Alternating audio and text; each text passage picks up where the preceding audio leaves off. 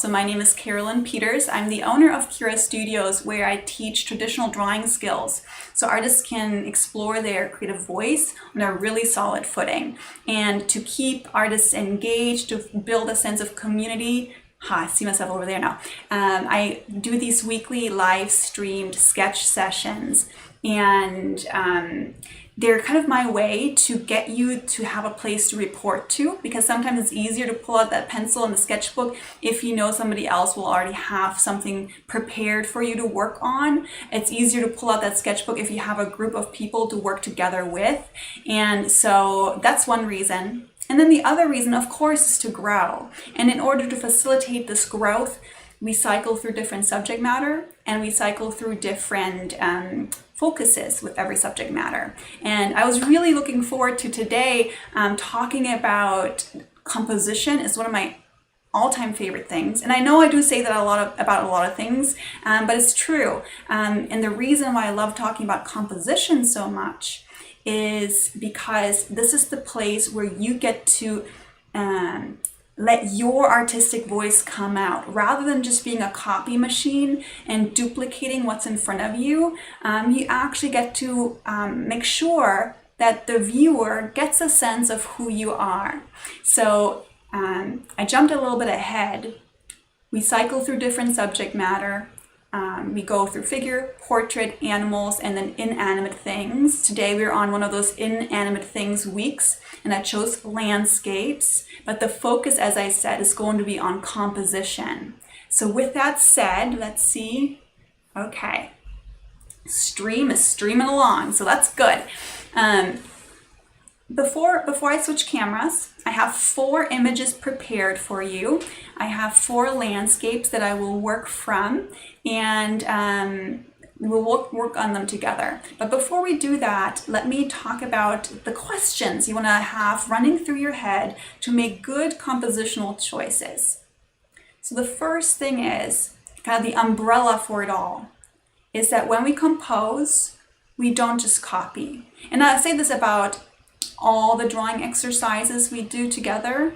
When we draw, we are not just mere copyists. But for this lesson in particular, I want you to feel at liberty to move an element over to the right, to shift it over to the left, move it up or down, whatever is necessary in order to accomplish your goal. So that's a big umbrella. We're not just copying, we're composing. So as we do this, there are 5 things I want you to think about. First thing is your framing. You know, especially when you're out in the field, you can look everywhere. And are you going to be confused by that and overwhelmed by it? Or are you going to be decisive and then choose one section and decide what frame to put over that section and begin there? So framing is your first choice that you can make. It's basically saying, hey, I like this the most. Once you frame your thing, you need to think about the second thing, and that's placement. So now that you've chosen, hey, I'm going to go with a vertical frame, where are you going to place things within that frame? You know, you'll have like main events in your composition, in your scenario. So let's say there's a tree and a house. Where are you going to place those 2 things within your vertical frame? And I'll give you a little trick on how to place them well. And then once we have those, I want you to think in blocks. So instead of thinking house, tree, mountain, I want you to think long, narrow sliver that's dark, broader, lighter sliver that's a little lighter in value, lots of texture, no texture. So you see how the shift is? Like, rather than thinking names, you're thinking descriptors. All right, so I have a couple more that I'll talk about as we're getting into the drawing. Let me see if anybody else was able to join. Okay, great. Yay, there are more people here. So glad you found your way back. I was just about to switch into the drawing, and we'll go from there. Alrighty, so here we go. So remember what I said the first thing is. The first thing is, when we're out in the field and we're faced with a scene, you pause for a moment, you take in the scene, and then you can become crystal clear in your head what is really intriguing to you about this scene. So in this case, I really like these lights. So So I'm gonna do something on the screen here. I'm gonna go in the markup tool so you know exactly what I'm talking about. I love how this light, this light, this light, oops, and this one, you see how they're kind of creating this swoopity swoop? I love this about this image. I'm kind of interested in these trees here as well. And so I'm going to try and compose this in a way that brings out those elements. Okay, so step one is always you. What are you interested in? Let me make sure that this is actually focused. Step two, frame it. And again, this comes back to what you were interested in. So for me, because I like that kind of hook-like swoop, I'm going to choose a horizontal frame. So the frame you choose depends on what you're interested in and how can it bring it out in the best manner. So rather than beginning drawing with trees and mountains, I'm beginning with a frame. And so we'll have about 15 minutes per image. I'm glad I said that because I need to keep an eye on the time because these are not timed. And so now that I have this, again, the frame supports what I'm interested in. I go into placement. So with placement, I mean that the key element that you were interested in, your highlights, so to speak. And here's a trick that most photographers know, and most artists will know about it too. But if you haven't studied composition formally yet, this is a really sweet trick to place your major items well. You cut your frame into thirds, top and height-wise, because you get these intersections, and these are kind of sweet spots. So if you place something along these sweet spots, they'll automatically be in a pleasing position. So I'm thinking about placing my lights along this swoop. And then because I like the trees, I'm going to try and put those trees onto one of these guys.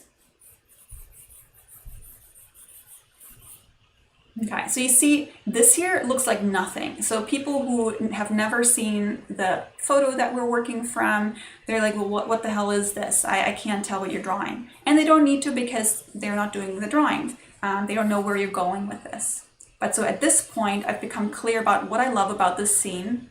I've put it into a frame that will support it really well. And I place the main elements into these sweet spot positions. And so now I get into the fourth element where I think about everything in terms of shapes. In particular, value shapes. Okay, so let's go for that. So I'm going to place my horizon line here. And all of this is not set in stone. I will allow myself to enlarge something and shift things around as I go. But especially with landscapes, and especially if you're painting, it's good to go background to foreground and top to bottom. So I'm establishing kind of this mountain line. Then I'm finding where the lake is hitting the mountains. Let me just see, I'm going to just hop over here real quick. Okay, well, you're welcome. So glad you found your way over here. So I have my edge between lake and mountains. So next I'm going to look for this edge on the coastline here. And by the way, this is one of my all-time favorite places in the world. It's a lake in Bavaria, that's where I'm from. It's called Chiemsee. And it's right next to the Alps in front of it. And it's drop dead gorgeous. And I highly recommend that you go visit sometime. Okay, so notice right now I'm just working with shapes, right? So I have my mountains, I have my lake. So rather than thinking lake, I'm thinking, oh, it's kind of like a triangular wedge. And then my big land portion or coast portion, that's also like kind of a slanted angle.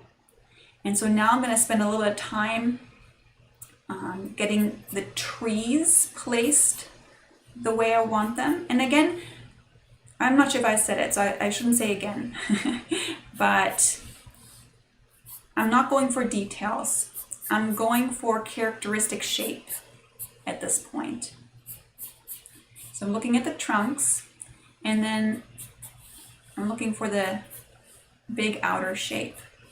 So even though kind of these are sparse wintertime trees,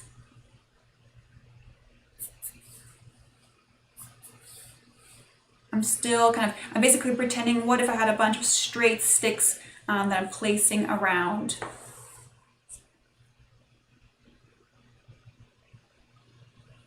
my trees. That's what I begin with. And I can always come back and do the details later on, because I'm still working on placement. So now I'm looking at this little, who the hell knows what that is? It's some sort of hut. It looks like a hut.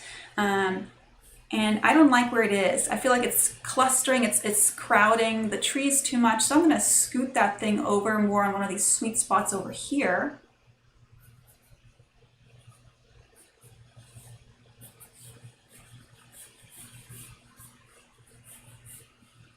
And here's a bridge going over.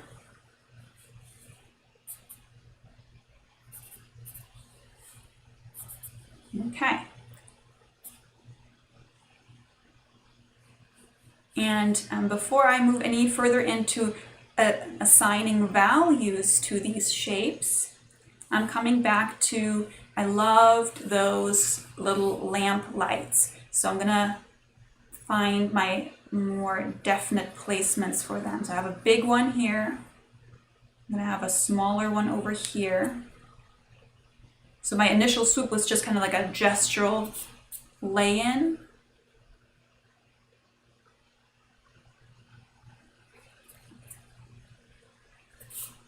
And now I'm becoming more decisive about this.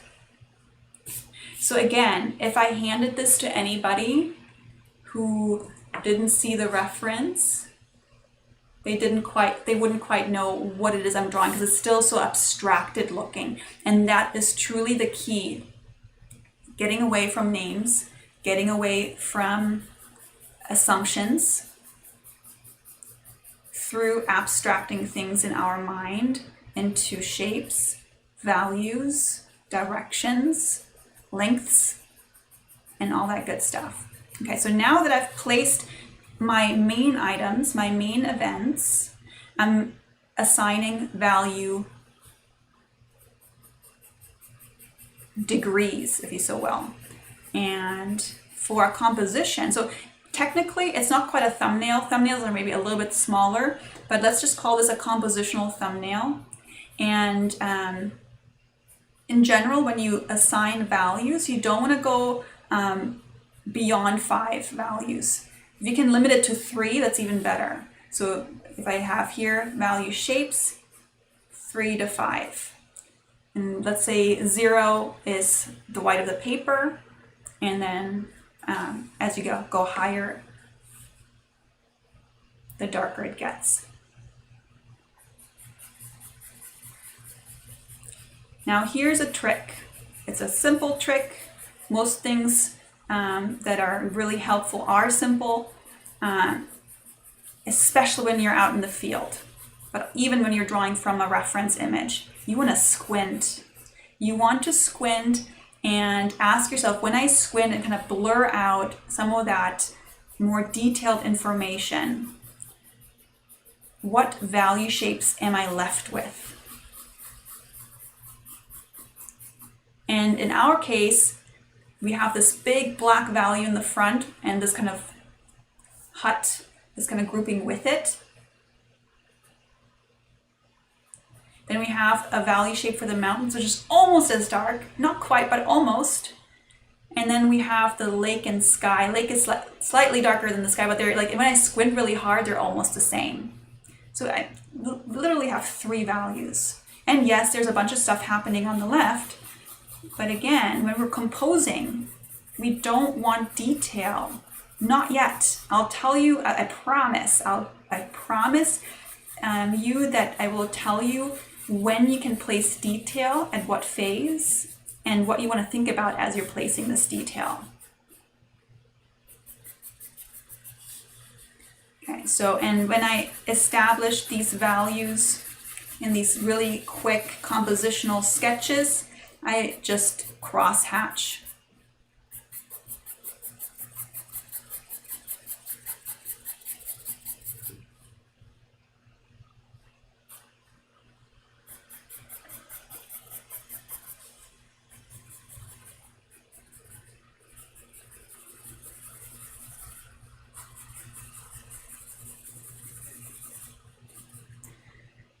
Let me get this little house thingy going. Okay, got this. So let me start to build a value for this lake. And so here's where your mind will play tricks on you. Your mind will say, especially if you only look at the photograph, your mind will say things like, oh, but the sky is so light. You see all the light? You see how light it is right on the edge of the mountains? That's really light. And so as you're talking to yourself like this, you'll want to leave this white. And the only place where you can really leave it white is maybe in here. Maybe that's kind of white-ish, but everything else has tone. It's not white. Like if you cut out, like if you held up this photograph and cut out that little segment that I'm drawing right now, it would be way darker than white. Like if you place that next to a white sheet of paper. So, and that is yet another reason why I say get away from words. Don't call it a sky, because we have all these expectations about what a sky is supposed to look like, how light a sky is supposed to be.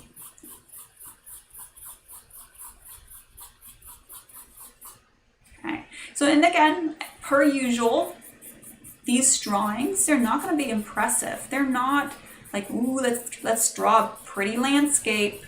We can do that sometime, but we need the full hour for that. This is about composition, not about rendering a pretty landscape. Let's see how much time I have. How about a little less than 5 minutes on this? So let me drop this value down. So here's the cool thing. As you're building these value groups, notice how dark this has now become. This is now a pretty dark little drawing. And now think about songs, like music. Not every song is using every note that's available. There's some songs, they're all light notes and all airy and all happy. And then there's some songs that are all in the lower keys, very heavy, very somber. And then there are songs that kind of are mainly in the darks, and every once in a while they hop into the light just for an accent, and the other way around. And some songs are just in the middle, happy-go-lucky, in the middle, nothing dramatic. And it's exactly the same with paintings and with drawings. So this here, because it is a night scene, it's a nocturne, we call it in fancy art speak, we would call this a low-key value composition. And every value key brings a mood. And that's what I love about composition, because you get to be in charge what mood you invoke in the viewer. You know?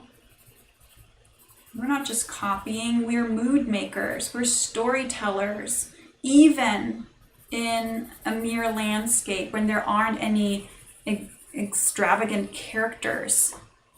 Okay, so I've established my value key. In the last 2 minutes, I'll address number 5. Number 5 is texture and details.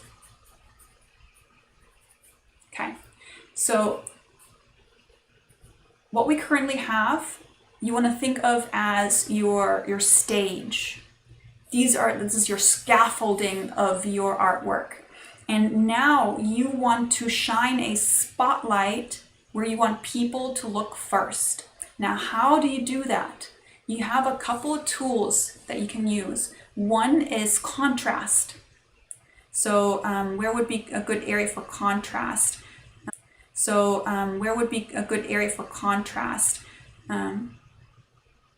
This is pretty contrasty here.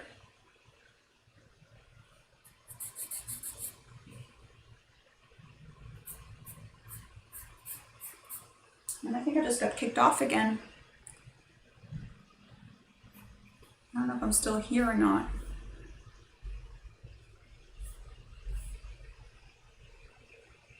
All right, I'm gonna keep going.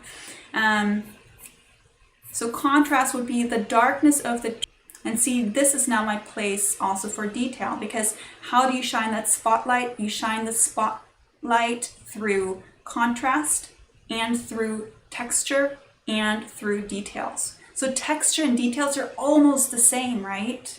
So where would be a good place for texture?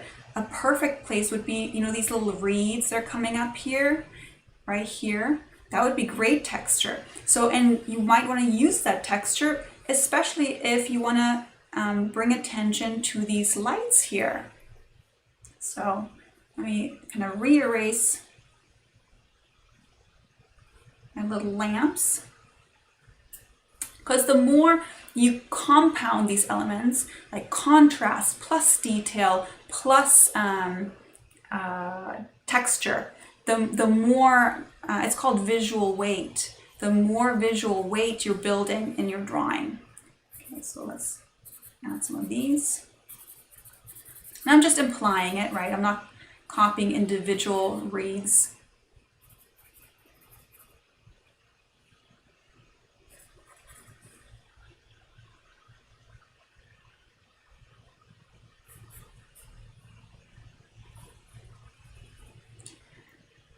So I'm noticing I'm getting kind of bumped every once in a while and then I'm coming back. So I apologize for that. I will do some more research. I reset the router earlier and it was working a little bit.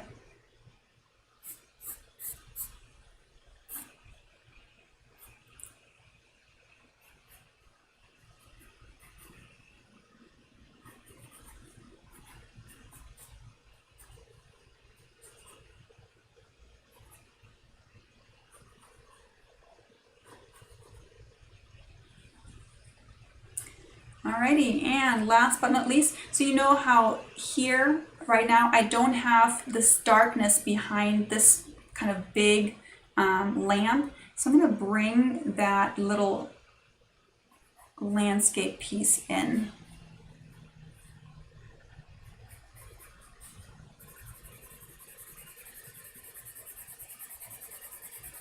Just so I have an extra contrast. You see this lightness against this darkness will make it pop even more.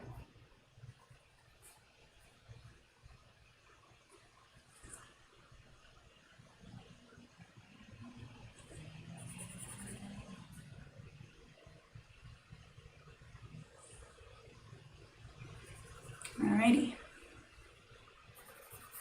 All right, so this is 15 minutes of the first landscape composition. I'm going to pick up a fresh pencil and then we'll go to the next drawing. So again, we begin with what do you love about this? How can you frame it to support it? Where do you want to place your main items? Assign shapes and simple values. And then you start thinking about your details. Where do you want people to look? Where are their little payoffs?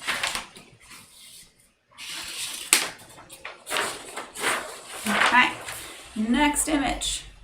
Let me take this one down.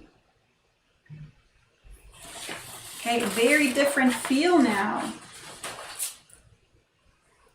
So the first question like last time, is now what do I like about this? So remember, composing is about your voice as an artist. And every artist will come up with a different choice.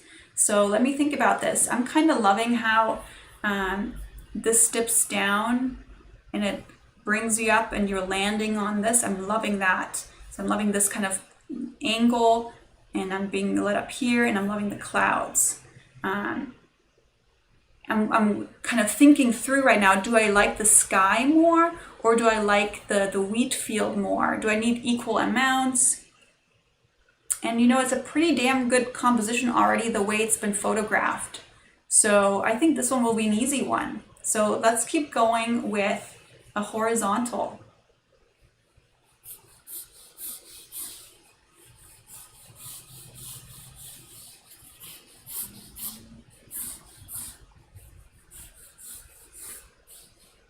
So this is my frame. And if you're out in the field, you can write a little reminder to yourself. You can write, love the house in front of the trees. You know, like make a little glyph to yourself, just as a reminder, so you don't lose sight of that. And then we'll deal with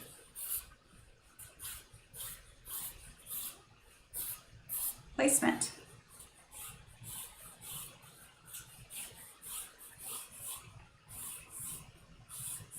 Okay, so using my little, this is called the rule of thirds. I'm using that. And as I'm putting this rule of thirds in there, I'm thinking, okay, where the horizon is, that's usually a good thing to put on one of these lines, where the sky meets the land.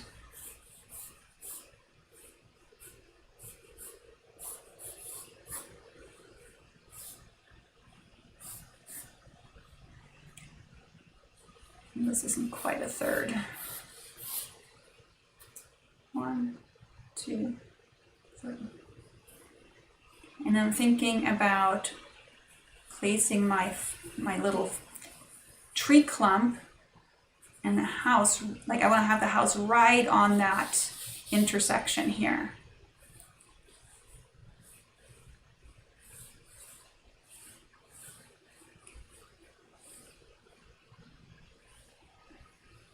And the way you can think about your compositions too is like one of those old-fashioned scales, like one of these guys.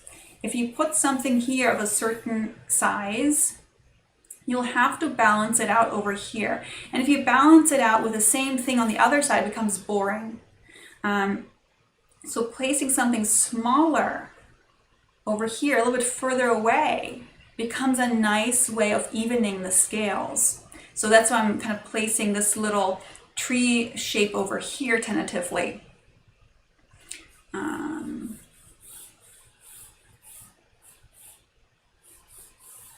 Liking the swoop. Hey, have you noticed this is exactly the same swoop than from the earlier drawing? And now I'm deciding what clouds to put in here. And I'm going to arrange these clouds almost a little bit to echo this swoop. So what we're doing when we're composing is we're kind of creating a harmony. We're taking a lot of bits and pieces and we're composing a whole. And I love this little cloud portion over here because it keeps me in the frame. It says, no, don't go out of here. stay here. Okay, so now I've got my placement. Remember, begin with what you love, frame it to support it, place your main items. And so now I'm rolling into the next phase, assigning simple shapes, going away from names and just really thinking, okay, how broad is this?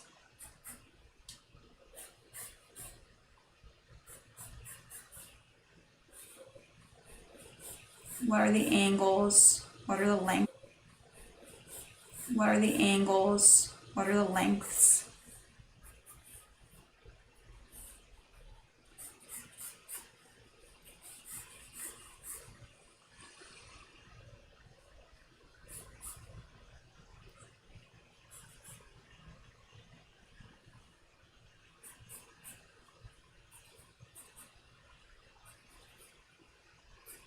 with the clouds, just like with the trees, I'm kind of squinting and I'm thinking about their simplest shape.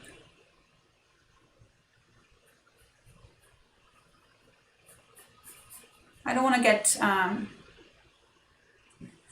sidetracked by the little details on the clouds, not yet, because I'll decide later if that's where I want to put detail, because remember, putting the detail will draw attention, and we only have so much to go around.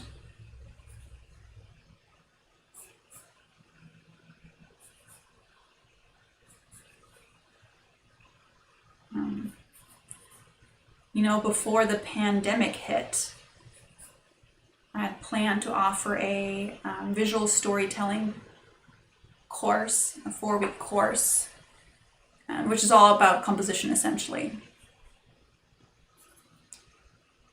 So, but that's been put on the back burner because to make that digital, it's going to take me a while. But if there's enough interest, I'll do it. It's a great class. It's so much fun. Like once you understand these principles, you're gonna feel like, you know, you're the boss of your artwork. I mean, of course, you know, technical skills like how to render, that's always still something that we can keep improving on, but composition is such a key element. And so let me take out this, keeping an eye on the time.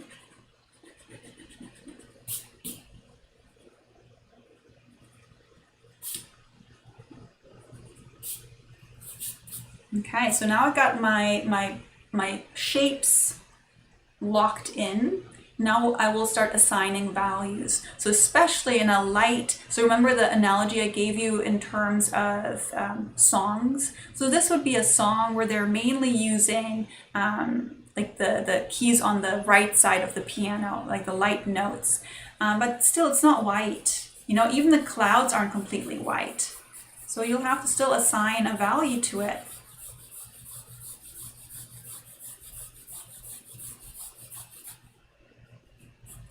Like often when we draw the figure, and we'll have a fair-skinned model which is very light-skinned, the tendency is to not want to put any tone on the lights. But you know, it's rarely that you have a person who's as white as a sheet of paper. There's always going to be some tone.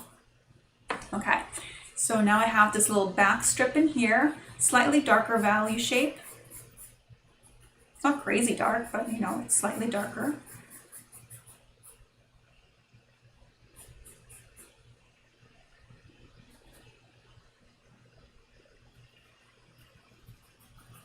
And I'm just going to keep going. YouTube is doing all kinds of weird things, or my internet is doing all kinds of weird things, but you know, what the hell. I'm just going to make do with what's going on. So now I'm going to the sky. On the sky, you'll notice that there's always a value transition, most of the times. Darker on top. As we get to the horizon, we get lighter.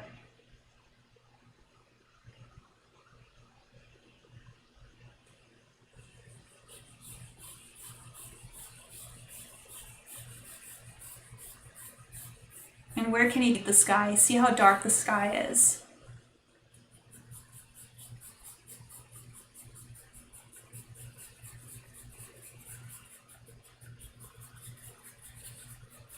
And then again, I'm squinting, and here's another trick that I learned from landscape painting. If the color is throwing you off, like if you're like, oh, but I really don't know, is the wheat field lighter or is the sky lighter when they meet? So the first trick is this. I place my eye, like as I'm squinting, I'm placing my eye right on the edge, right between wheat field and sky. And I'm letting my eye hop back and forth. And if I can't tell like that, then I pull out a piece of red acetate. It's like a red film, a red plastic film. And I look through that. And like that, everything is red. And then you can tell. And if it's the same value, it's the same value.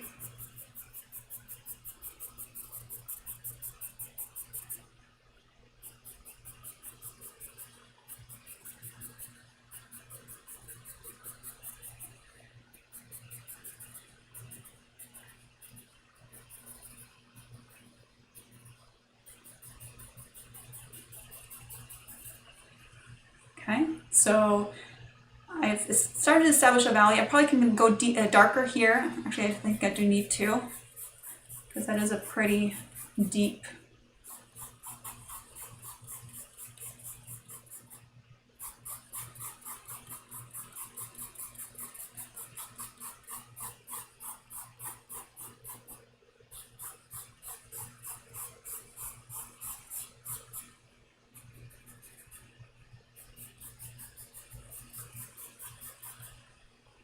And then the last thing in terms of values is I need to establish that super dark shape of my tree cluster. And now I don't have any colors, so I only have value to work with. I only have this little wall here that's catching light on that house. I can't get the redness of the roof.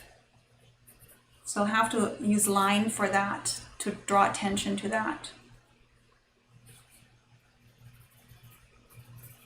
Or you pull out your colored pencils, whatever you got with you.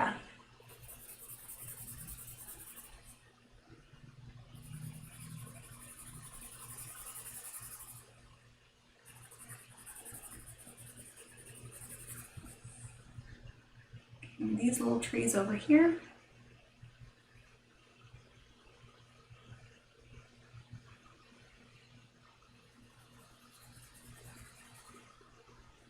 Okay, so at this stage, I'm kind of completing my fourth step, my big value blocks. Oop. It's another dark one right here. So now that I have that scaffolding, my last consideration goes towards where do I want people to go first, second, and third. It's called focal points. And again, you get them through contrast, texture, and details. So you got to be mindful because you can't put texture everywhere. It becomes overwhelming. So if you wanted to imply that this is a wheat field, you can assign some texture to this block, but then maybe don't assign texture to your clouds. Keep them fairly flat. So, just something to be aware of. So I definitely want people to look here. That's going to be one focal point. So I'm teasing out the details of the trees, that kind of foliage texture, even though it's far away. That kind of counts both as foliage texture / detailed shape. I'm going to erase this lighter. It's having this little pop of lightness surrounded by darkness. And this is where you can play, right? This is the fun part. Do I want people to then go here next and then there and just kind of have a triangle like this? Or do I want them to go here, then there, and then to the wheat field? Your call. So let's just, for this sake, bring some details into this area. And then just so you see it, assign texture.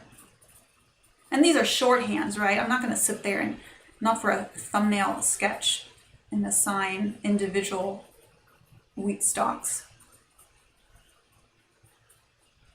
But you see how this texture is starting to kind of slow us down, kind of ease into this picture a little bit slower.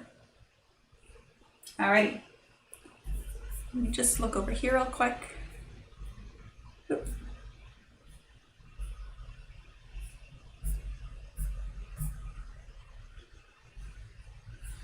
Let's go to the next image. Okay, this is a fun one because on this one, I was planning on actually doing a vertical composition. So let me just scoot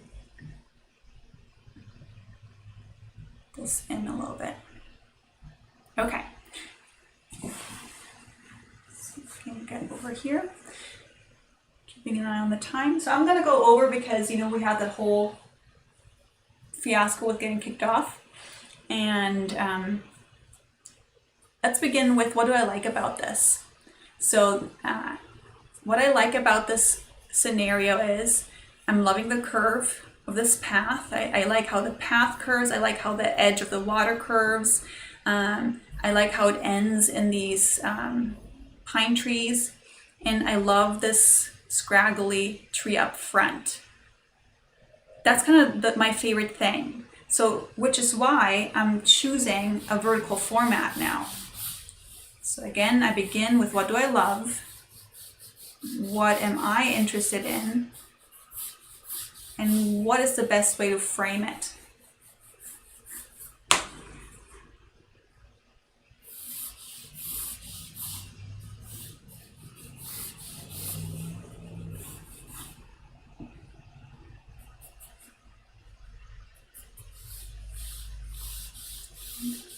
Putting my rule of thirds grid over it. Just kind of eyeballing it.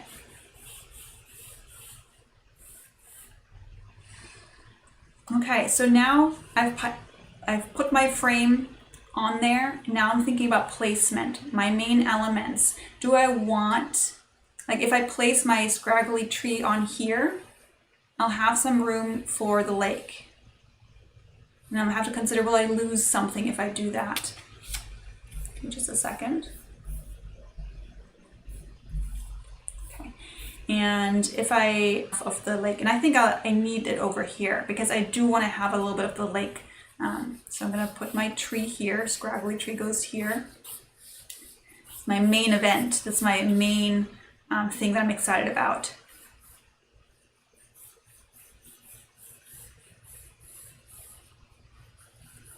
And I want my curve.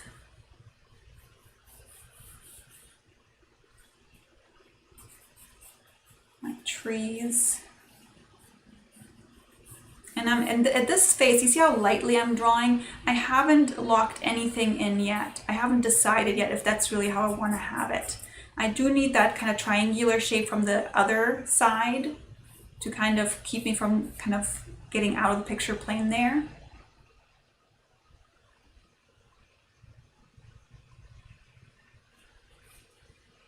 And now I'm thinking about these mountains in the back.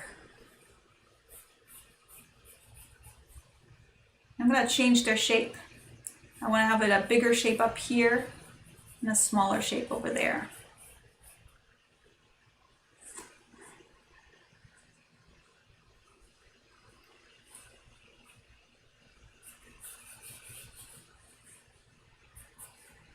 So I placed my main, what if I put this thing down? So, you know, you're just getting one, but if this was to become like a true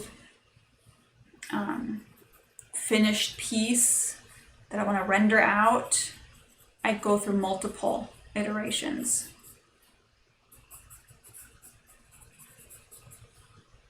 Okay, so I've placed everything.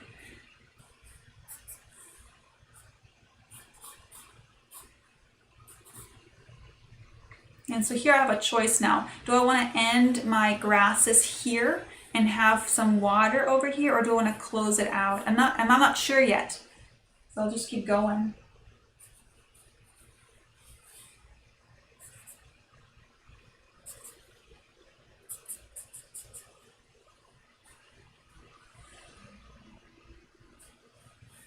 Oh, this little path, I definitely need that. That was something I was excited about. See, I didn't make a little note. Here I made a note earlier.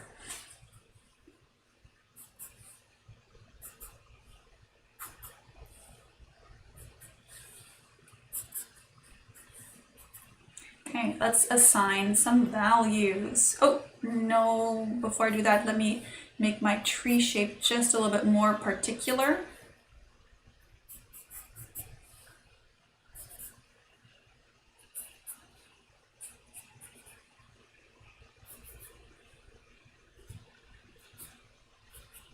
So this is, even though it's a thin element, it still has a shape. It's just a really thin shape. So I'm not putting a lot of details on it. I'm just putting the particularities of it. Like where does it turn from facing left to growing right? That's what I'm interested in. And you know, rather than having this up here, I'm going to bring that down. I think that would be cooler, which is a totally valid way to judge something. It would be cooler. Because in the end, you gotta have fun. You're the one who has to enjoy what you're doing. If you don't enjoy it, nobody else will enjoy it. And if they do, then the cost is too high, at least in my opinion.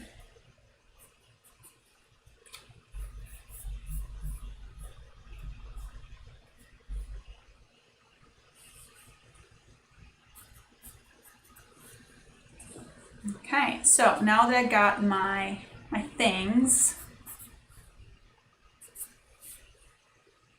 let's go background to foreground. Squinting and looking at the edge, and I think I might make this lighter than it actually is. I'm gonna give these mountains a lighter look, which will push them further back. And I don't know if you can start to get a sense of this now. This is really playing. This is like the most fun, and especially with landscapes, because the stakes are so low. You know, if the mountain doesn't look exactly like that mountain, who cares? Like, there's no mountain police coming to tell you, well, actually, this is not the kind of mountain you had in front of you. Like, if you draw a person, you know, if that arm isn't in the right position, it's gonna look weird. Peepscape, you get really to play with your composition. And of course you can play with composition and figure drawing too.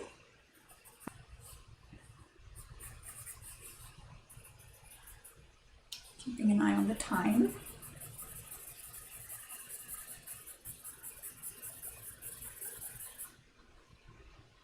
You know, there's a lot of buffering happening tonight. So, you know, I think I will make this the last sketch of the evening. And then what I'm committing to is tomorrow, I'll just do a brief one, if nothing else. I'll do some troubleshooting on the tech. And I'll do a shorter video, finishing it out.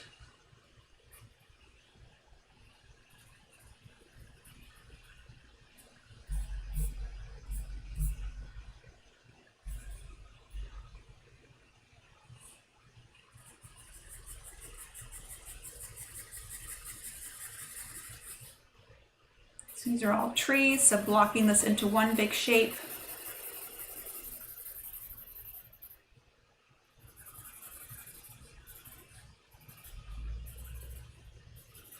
Again, I'm going for about 3 to 5 different values, not within a value block, but of the different value blocks. So I'm not varying my values in my block unless, like the sky on the other image, has a really severe or distinct gradation in it.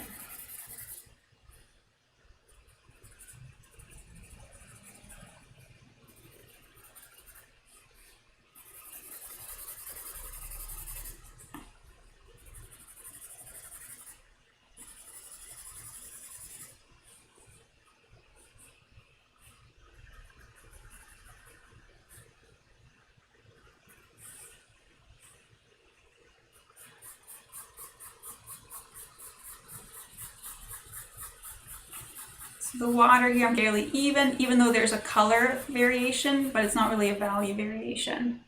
And now I'm going to decide this grass here, I'm going to make it darker than it really is.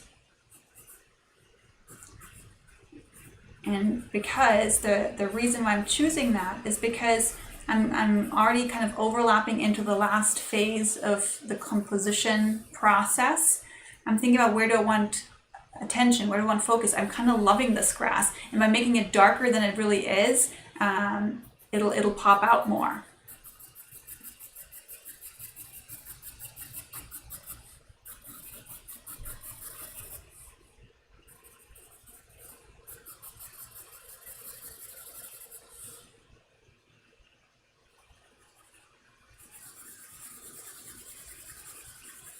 And this grass. So this kind of meadow is about the same, maybe lighter than what's happening in here. And again, you don't have to keep it the way it looks. You can always change it. You can try one version where you make the lake darker and then the grass lighter, and then you can have a second version where you do pretty much the same thing, but you flip the values and you see, what do I like better? And you then render out the example that you like better.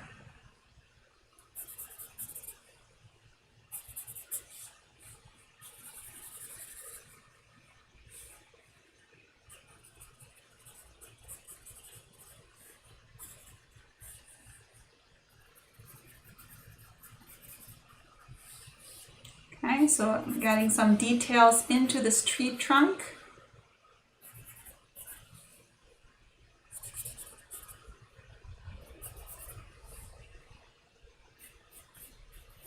Last phase of the drawing, adding the details in the places you want them, choosing that very carefully. Detail placement, contrast placement, texture placement.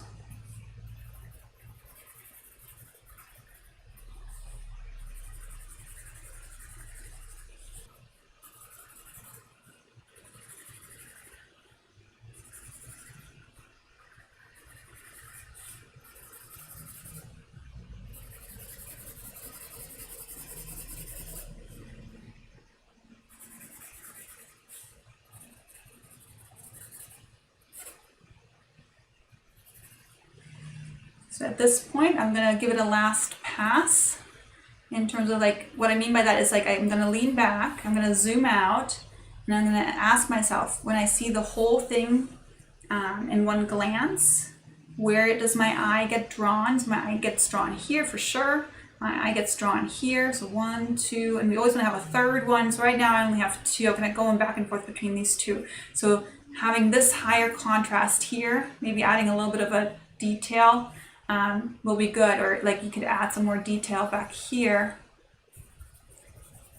Subtle value shifts back here to have like a very mild third focal point over there. Alrighty, so let me switch cameras. Thanks for hanging in there with me. This was a little bit of a shit show tonight, but that's tech, and that's just sometimes how it happens. I will commit to making it better next time. Maybe I'll hop onto Instagram and do a little live over there. But be sure to subscribe so we can catch the next one where I promise the tech will be better. I have a great model lined up. We'll do the figure next time. And I have so much fun stuff lined up. I have some great animal sessions coming up. So I hope you stick around, hit subscribe, get on my email list, and you'll always be up to date on what's coming down next. Alrighty, see you guys soon. Thank you for being patient with me. I love that you're here and that you're drawing with me.